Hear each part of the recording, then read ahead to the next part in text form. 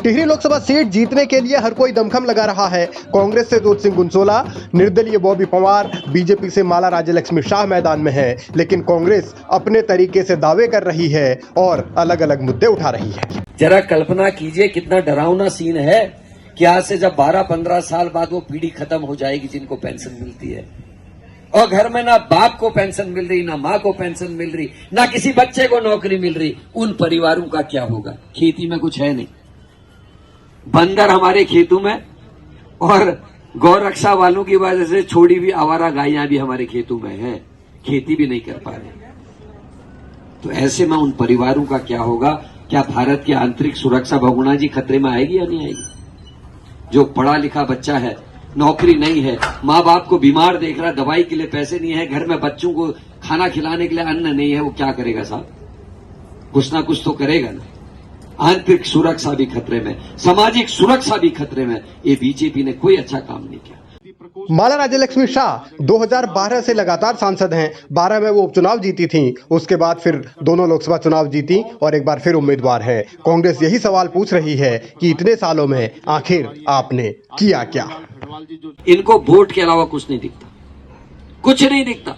ना बेरोजगारी दिखती है, ना परेशानी दिखती है। अस्पतालों में डॉक्टर नहीं है सर। जो पैसे वाला है वो तो चले जाएगा मैक्स में, किसी बड़े अस्पताल में। जो गरीबों के लिए बने हुए अस्पताल हैं, इनमें डॉक्टर नहीं है, इनमें दवाइयां नहीं है। स्कूल जो गरीब बच्चों के लिए बने हैं, अमीरों के बच्चे कॉन्वेंट में जा सकते हैं, गरीबों के बच्चे जो हैं, जिन पे इस देश का भविष्य निर्भर है, उनके लिए स्कूलों में आज टीचर नहीं है। फिर भी हम कह रहे जिंदाबाद क्यों कर रहे हैं?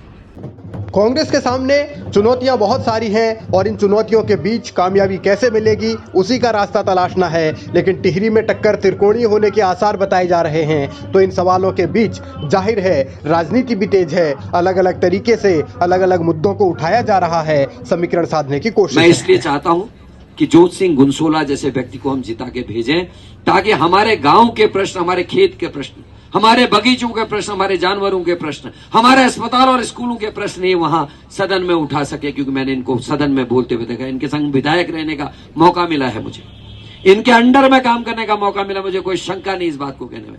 जब हरीश रावत की सरकार बनी, संसदीय विभाग के अध्यक्ष बने, मैं 5 मेंबरों में से एक छोटा सा मेंबर इनके साथ रह के मेरे को काम करने का मौका मिला। मैंने देखा है इनको काम करते हुए। इसलिए चाहता हूं बोलने वाला अपने गांव से निकला हुआ, एक गरीब परिवार से निकला हुआ बेटा भी तो सदन में जाए, ताकि गरीब की बात कर सके। राजा के बीबी को, राजा की पत्नी को, रानी को क्या पता गरीब को क्या में क्या हो रहा है? वो तो कहेगी रोटी नहीं मिल रही तो ब्रेड खा लो। उसको क्या पता ब्रेड रोटी से भी महंगी आती है। 5 साल 10 साल हमने जिता दिया, पाया कुछ नहीं। राजा रानी वाली बातें बताकर क्या कांग्रेस अपना पक्ष मजबूत कर सकती है? क्या कांग्रेस के लिए टिहरी सीट आसान होने वाली है? ये तमाम ऐसे सवाल हैं जिनका जवाब सिर्फ जनता के पास है। क्योंकि टिहरी में कांग्रेस ने हर दांव आजमा कर देख लिया, 14 में, 19 में, और अब जोत सिंह गुनसोला को लाए हैं। तो देखना है कि टिहरी की जनता इस बार क्या फैसला लेती है।